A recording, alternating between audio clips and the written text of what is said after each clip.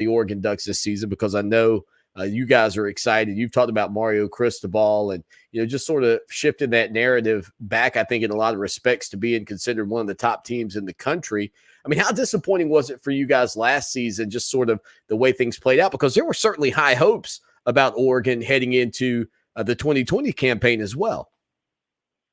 There were, and don't get me wrong, it was disappointing, but there was always just a little bit of a sense that it wasn't a transition year, but it was kind of not quite the fully formed team that I think you're looking at this year. And like I said before the break, Mario Cristobal, some of the recruiting classes he's brought in, like these things don't happen in Oregon. Like even during the Chip Kelly era, he was sort of recruiting in the 20 to 25 rank in terms of like national class. And even then, like obviously a national championship against Auburn and some really successful seasons, but he was never recruiting the way that Mario's recruiting out here now. And he wasn't going to Alabama and Mississippi and Texas and sort of getting these perennial 4-star, 5-star kids that would normally end up at Alabama or Clemson or sort of one of the East Coast powers. So it's just been really, really cool to watch him sort of rebuild this program from the ground up after the whole Willie Taggart debacle. So it's sort of to get back to your question. I just think there's so much optimism around this program this year, and they still have a few smaller things to sort out. They haven't announced a starting quarterback yet, but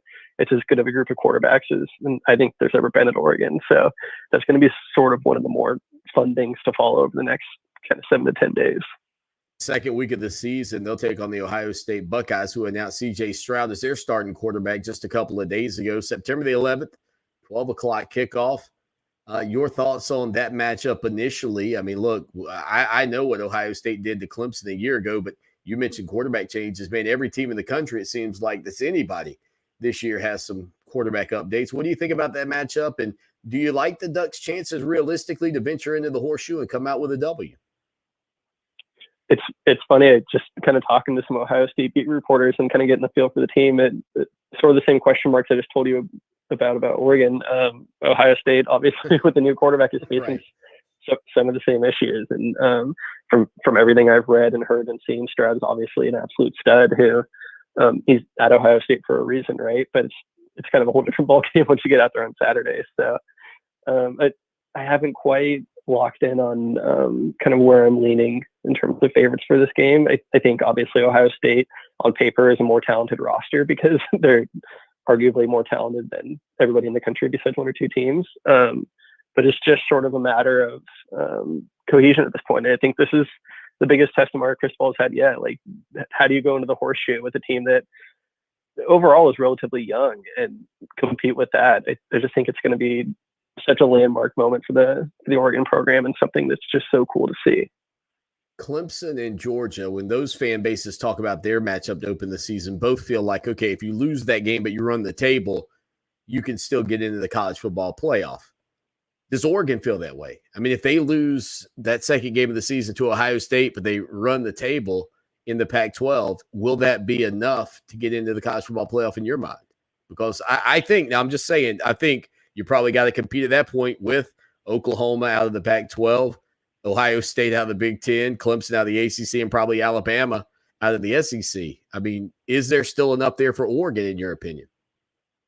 I think there is, and that's sort of the stance that I've taken on it so far. That if you lose that early, I mean, Oregon's conference schedule it's not so difficult that it's like overwhelmingly unimaginable to envision them getting through the conference schedule undefeated. But it's also not a total just kind of layup either. I mean, USC is good, Washington's good, Arizona State's going to be good. Those are all teams that I think have a chance to kind of fight for a top 10 ranking this year if everything plays right for them. But there's also a lot of question marks with those programs. So there's just so much variability in the Pac-12 that I think Oregon has more than enough of a chance to kind of run the schedule and fight their way back into the playoff if they lose. But it's going to take them doing a lot of things really, really well they didn't necessarily do last year. So it's going to be fun to follow for sure. And over at scoopduck.com, Jarrid Dinney joining us. Let's see. I've got a feeling John is a Scoop Duck guy. He stopped by and just threw a big hey at us. And then also Tony gave us a big yo. Nobody gave us a big quack, though, that you guys like to do, Jarrid, over there. Every time you get a big recruit, as Cristobal picks them up left and right and trying to keep that West Coast talent on the West Coast. But, Clemson's got a handful of guys, one being DJ Quuuuaaackk at quarterback, who is obviously a huge name that everybody on the West Coast knows. But my question to you, and we'll get you out of here today, is this. The SEC fans call me up and they'll say, Swanny, or they'll text me. They'll say, Swanny, you guys don't play anybody. What's the perception of Clemson in the West Coast? What's the perception in Eugene, Oregon of the Clemson Tigers, and how do you guys see the program that Dabo Swinney has built? I don't know if I can speak for Eugene as a collective, but No, you can't. We're letting you. You get to be the collective today, Jarrid. Well, in that sense, I'm going to say that I love Clemson. I've always kind of enjoyed watching them growing up, and I think a lot of it was just kind of having been worn out on Alabama and Auburn and getting tired of seeing the same kind of programs over and over again. And I just really loved watching kind of those early Dabo teams growing up. So in that sense, I think I've always had a little bit of nostalgia and fondness for Clemson.